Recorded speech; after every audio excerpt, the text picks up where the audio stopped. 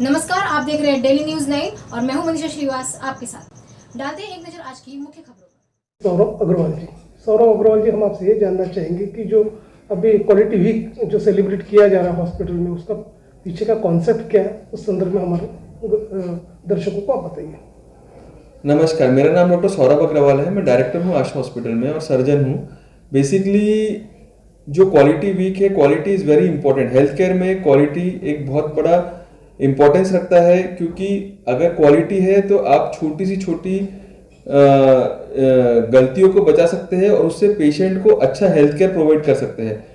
दूसरा, quality week ये मनाया जाता है और हम लोगों का NABH कंप्लीट एक्रीडेटेड है हॉस्पिटल, जिसके वजह से हम जितने भी हॉस्पिटल के कर्मचारी हैं, डॉक्टर्स हैं, सब लोगों को हम लोग अवेयर करते हैं।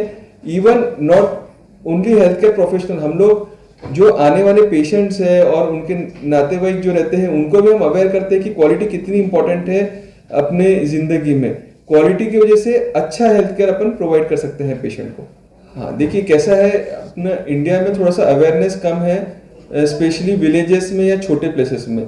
यही चीज़ अगर आप मेट्रो सिटीज़ में देखेंगे तो क्योंकि वहाँ के पेशेंट्स का इंश्योरेंस होता है या कुछ और चीज़ उनके पास पैसा होता है, तो उन लोग फटाफट जाके अपना प्रिवेंटिव हेल्थ चेकअप करा लेते हैं। बट यही चीज़ अगर अपन देखेंगे कि स्मॉलर विलेजेस में, टाउन्स में, तो उन लोगों को जब तक कि कोई बड़ी बीमारी नहीं होती है या जब तक ऐसी प्रॉब्लम नहीं होती जिसके से वो काम नहीं कर पा रहे, तब तक वो आ नहीं पाते। तो ये जो थ्रोम्बोसिस वगैरह है, ये सब जब पेशेंट को पैर सूज गया, पैर में थ्रोम्बोसिस है, पैर सूज गया, तब वो आता है। उसके पहले प्रिवेंटिव चेकअप कोई नहीं कराता है। तो ये इसके लिए प्रिवेंटिव हेल्थ चेकअप बहुत जरूरी है और इसको भी हम लोग प्रमोट करते हैं। लोगों को हम लोग उत्साह देते हैं कि भाई नहीं, आप आइए, प्रिवेंटिव हेल्थ चेकअप कराइए, जिससे कि छोटी सी बीमारी में उसका निदान हो जाए और वो बड़ी बीमारी में कन्वर्ट ना हो। सर, अब जबकि देखा गया कि पोस्ट कोविड एरा में सिनेरियो टोटली चेंज हो गया है, लोगों को नीड्स आवश्यकता हो रही है उनके हेल्थ केयर के प्रति अवेयरनेस की, तो ऐसे में जैसे हॉस्पिटल की ओर से जो कॉम्प्रिहेंसिव पैकेज है, रिहैबिलिटेशन पैकेज जो शुरू है, तो किस तरह के पैकेजेस अपने यहाँ पे है, उस बारे में बताइए आप। यस, हमारे पास कार्डियक के लिए पैकेजेस है स्पेशली, क्योंकि कैसा है, हम लोगों ने देखा है कि पोस्ट कोविड बहुत सारे यंग पेशेंट्स की डेथ हो रही है। अभी आपने इतने में सुने कि एक इंडिया का जो ये था प्लेयर था, वो भी यंग प्लेयर एक्सरसाइज करने, इतना विग्रेस एक्सरसाइज करने के बाद भी उनकी डेथ होगी। तो बेसिकली पोस्ट कोविड क्या कारण है ये तो बताना मुश्किल है, बट यंग पेशेंट्स बहुत सारे आ रहे हैं जिन लोगों को हार्ट अटैक आ रहा है। मतलब काफी पेशेंट्स हमने पोस्ट कोविड देखा है। तो हम लोगों का मेन जो यही है कि पेशेंट्स ने अगर कार्डियक चेकअप कराना चाहिए, और ओल्ड एज पेशेंट्स है तो उन लोगों ने कैंसर के हिसाब से और बाकी सब चीज़ों को नज़र में रखते हुए अपना कार्डियक, लंग्स, सब गैस्ट्रो, सब जिसके किडनी का प्रॉब्लम है, तो अलग अलग उनके अलग अलग सिस्टम के सबसे अलग अलग पैकेजेस हैं।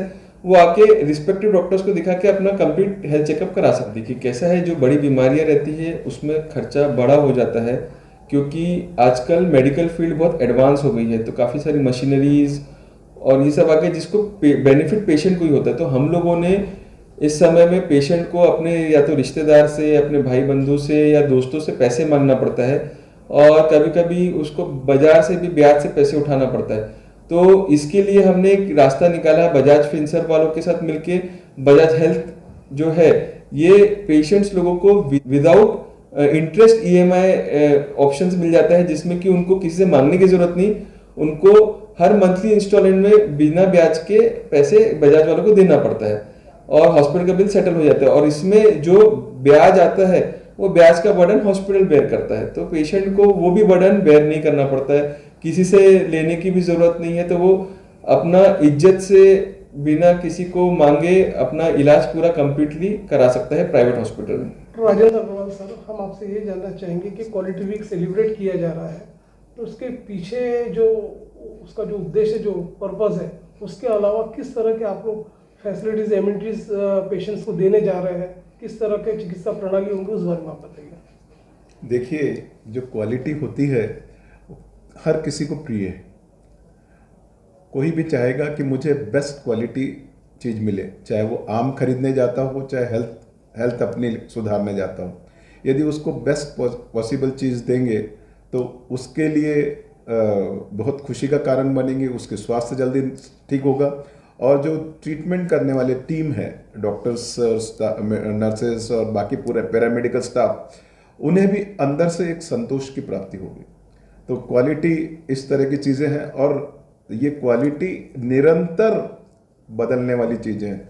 क्वालिटी निरंतर इम्प्रूव होती जाती है और क्वालिटी को निरंतर इम्प्रूव करते रहना ही एग्जिस्टेंस के लिए ज़रूरी है।